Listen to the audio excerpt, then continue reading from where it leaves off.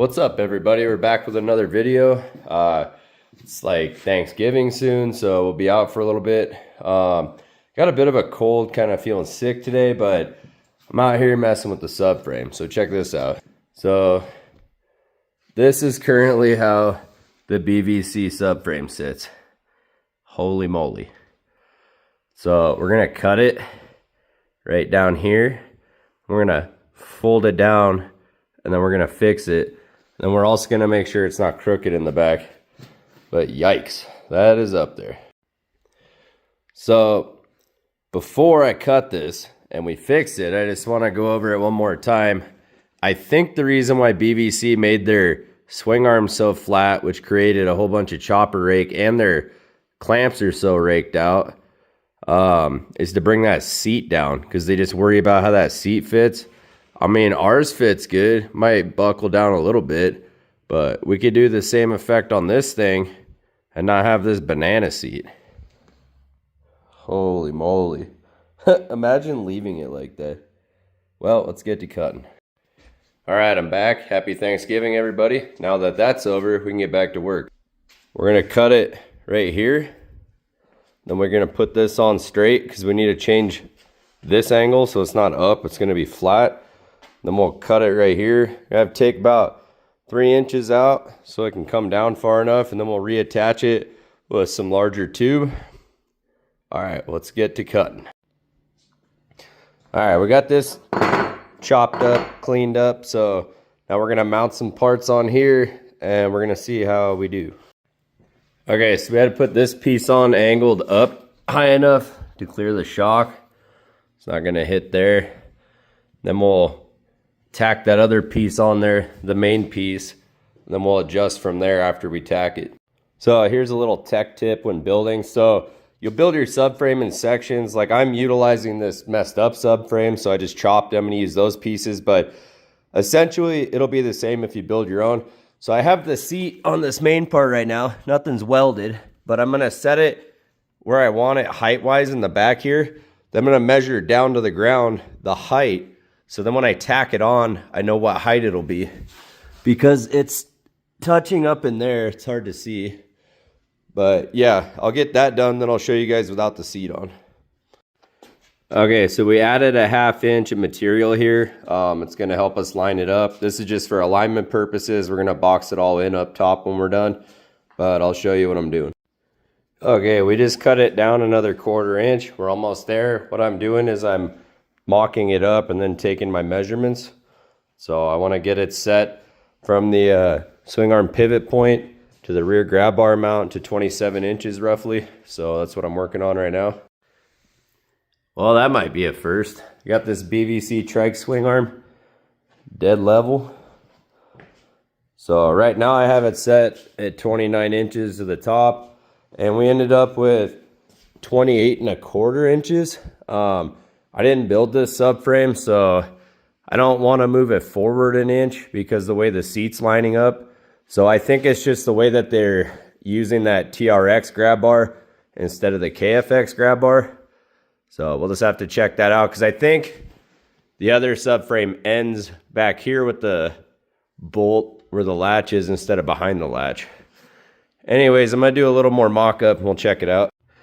And I was right. So the grab bar bolt is on the other side of the latch, so it's just the way that that subframe is, because this one's mine. All right, so fitment is going well. I don't like the BVC latch right here per se. I don't think it's even. We're gonna have to nip the seat pan a little bit, which is common on a lot of my builds. So this is kind of fat for where the seat latches. Not really a fan of that, but we'll see how it goes here. So we cut the fins out. We gave it a little bit of a relief right here where the backbone was hitting the subframe. So sometimes you gotta make these little adjustments so that stuff fits right. So now we can try it again. The seat went on super easy that time. Now that we cut the relief and you can't even tell. That's a little flat. I'm gonna bring the back up just a little bit. We shoot for like 31 to 32 inches with the suspension set high in 20s for the seat height, which we're already there. So we're gonna be perfect going forward. That BVC seat latch kind of sucks. So I might see if I can get that a little tighter. Other than that, this thing's gonna be ready to ride after we do the pegs and the exhaust. Okay, so we got this already. The subframe was really bent. I had to bend that one in, that one out to catch it from what the original was. But now everything's level and straight. So we'll bend some of that bigger tube, make a nice little bend, and then we'll sleeve it.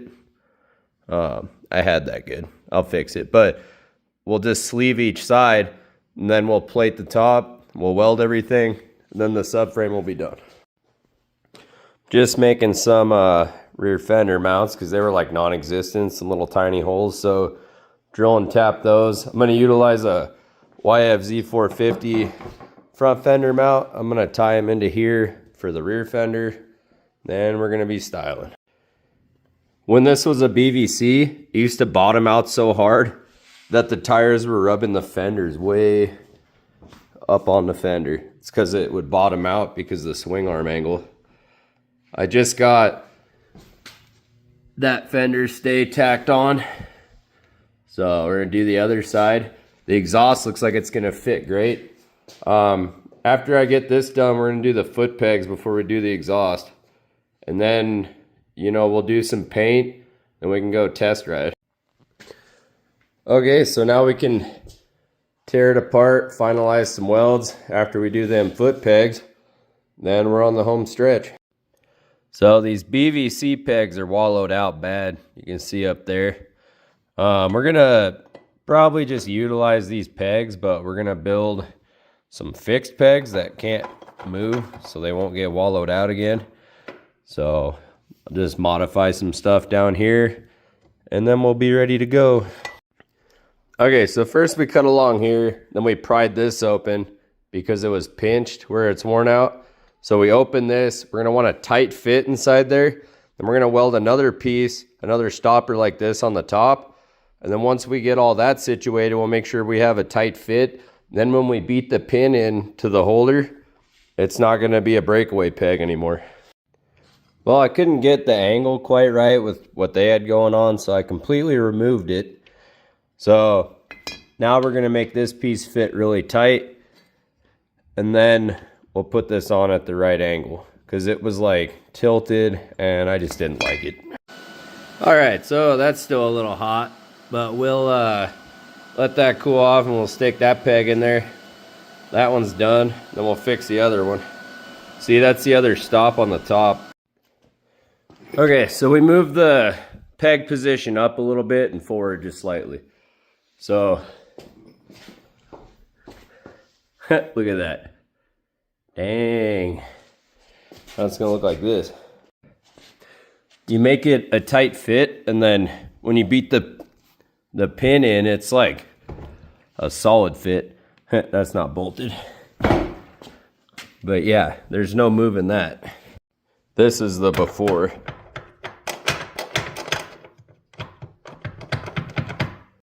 You can actually see where the BVC was bottoming out so hard, it was rubbing the ground with the foot pegs. That's insane.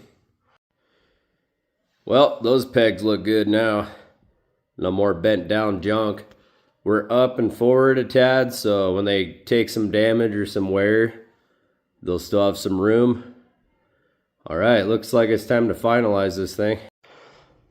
I'm not a powder coater by trade, but it appears BVC doesn't sandblast before they put their powder coat on, at least not on these parts. So that could be why it flakes off so badly.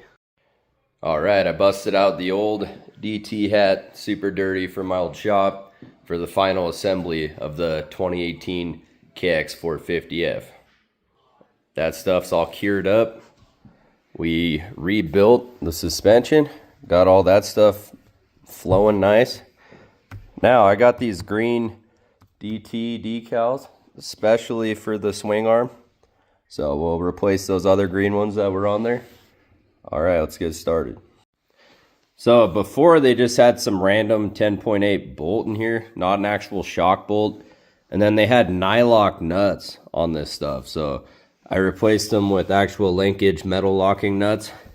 And before, this was like grinding and didn't want to move because it was so dried out. Took every needle out, soaked them, cleaned them, and then repacked with grease. And now it's tight and everything's working properly. All right, that's looking good. We got the Fix It sticker on there and it's tagged up there. Still says built very cheaply. All right, so yeah, we got the proper bolt on there. It's not hanging out like crazy anymore. I'll show you the old one. This is not the right bolt for the suspension. Look, it's got a weak point right there. It was riding on threads. And it doesn't have the right thread pitch for torque, and a nylock nut that's been reused. Glad we fixed that up.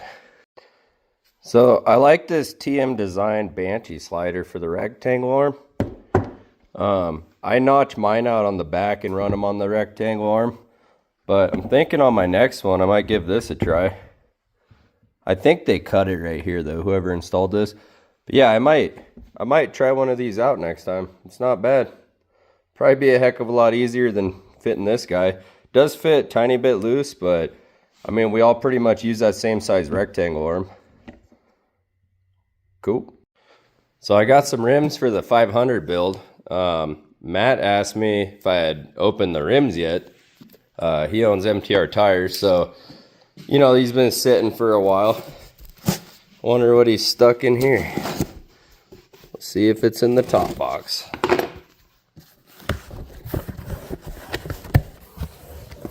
Oh boy, look at that. That's nice. What else did Matt hide in here? Ooh.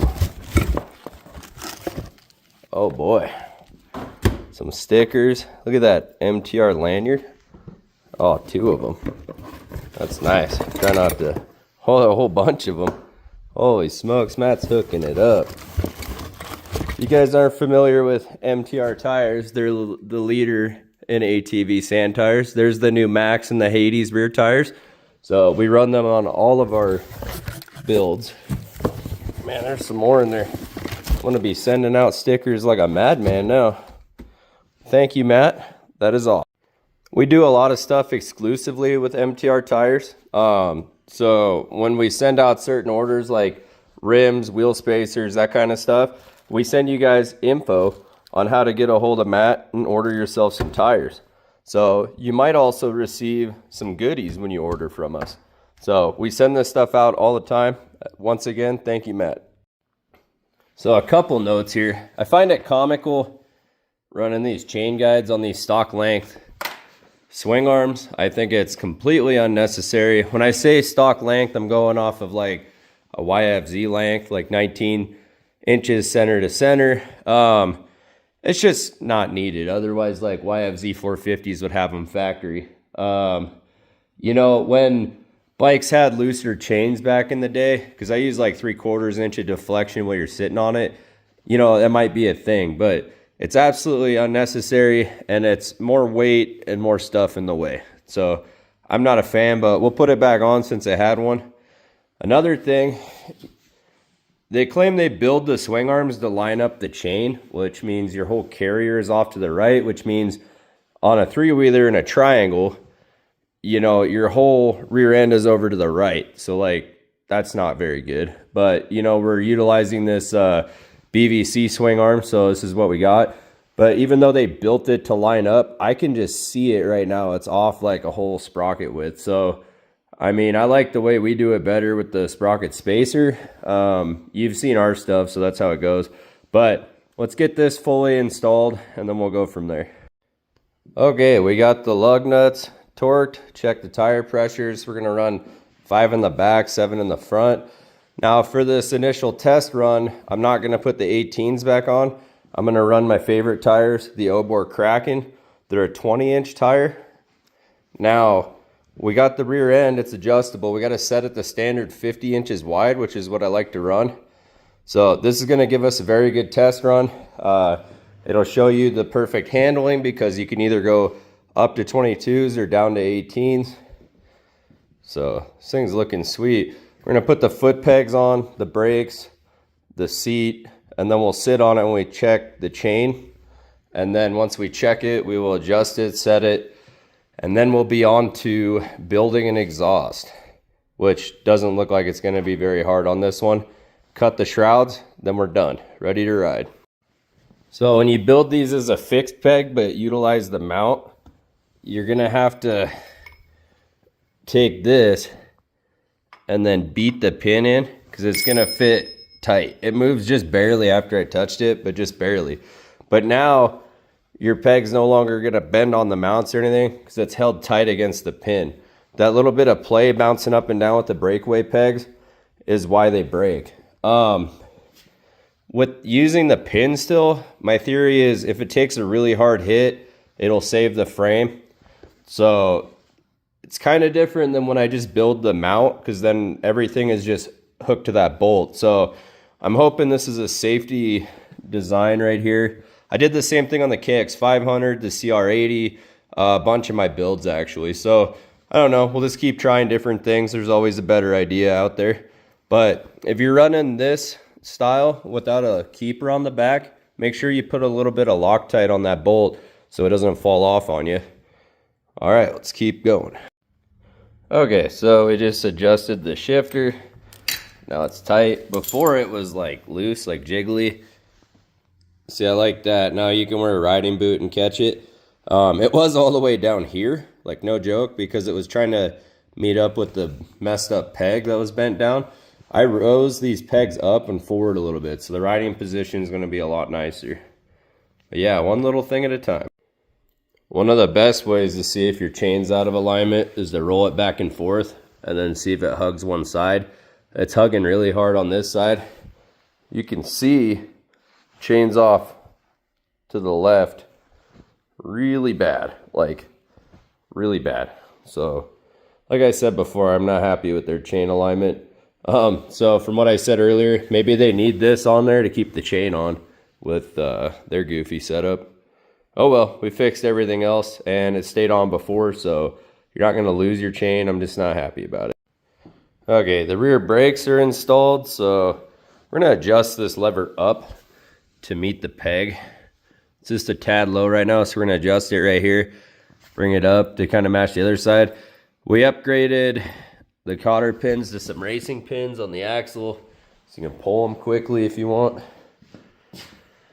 So yeah, see how high this is? I'm gonna make the other side the same. Chain's lubed. Put the subframe on, then we'll set the chain tension. And of course, like everything else, that was rusted beyond belief on this Minnesota bike, so got a little bit out of it, not as much as I wanted, but not gonna risk messing the brake up. It'll have to get dealt with whenever the master cylinder gets rebuilt. All right, subframe. It fits like a glove now. They must have had a lot of fitment issues. I don't see why they'd make these holes that big. But yeah, anyways, we're putting this hardware back on, and then we're gonna check out the exhaust. Subframe now fits like a glove. I can't get over how good this thing looks. Oh yeah. This will be a nice upgrade from that super bent up exhaust over there. Now let's see how this fits. We're gonna have to cut it, make some adjustments. Now we got our spark arrestor tapped in there with this brass drift. I used the lip end and then I put the ring in. Somewhat of a tight fit, which is good. Then we'll put our spark arrestor sticker on. That way we can ride around Idaho. I also have a 2025 tab we're gonna put on that for 50-inch or less. Like I said, we have a set of 50-inch, so we'll be able to ride it. So some people are scared to chop up brand new parts, but I'm not. I love chopping stuff up, as you can see. So first you want to cut this off. You want to mount this solid in, mount to your subframe right there, and then you'll want to mount this onto the subframe, and we're going to space it out off of that brake caliper so that it doesn't look like this. Holy smokes.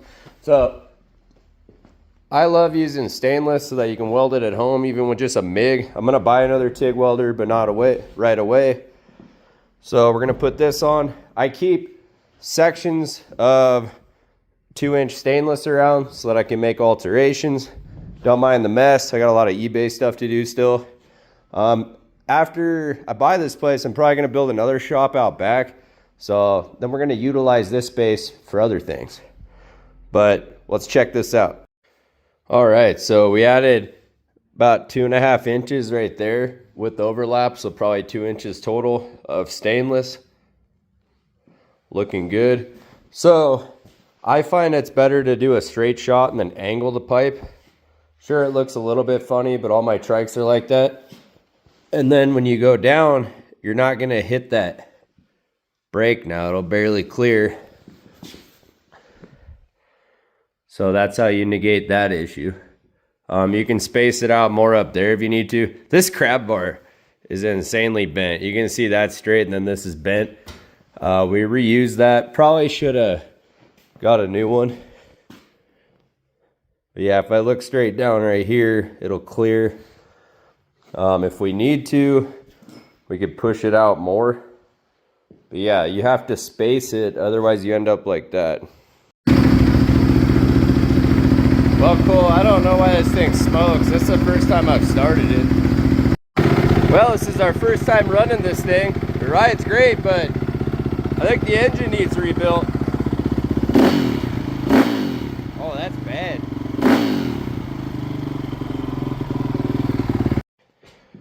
Well, that's kind of disappointing that it burns as much oil as the 2-stroke. I was questioning the rebuild on the engine when I saw all of the orange RTV. So, you know, not too surprised. But I got this Idaho legal sticker on there, so we can at least test ride it until it blows up. Other than that, it's looking really good. All we gotta do is put the shrouds on. There it is. Man, that looks good. Had to reuse the old shrouds. A little ugly, but it's all right. Man, what a difference. Doesn't even look like the same machine. So that is how you turn a BVC into a high performance DT trike. Look at that thing.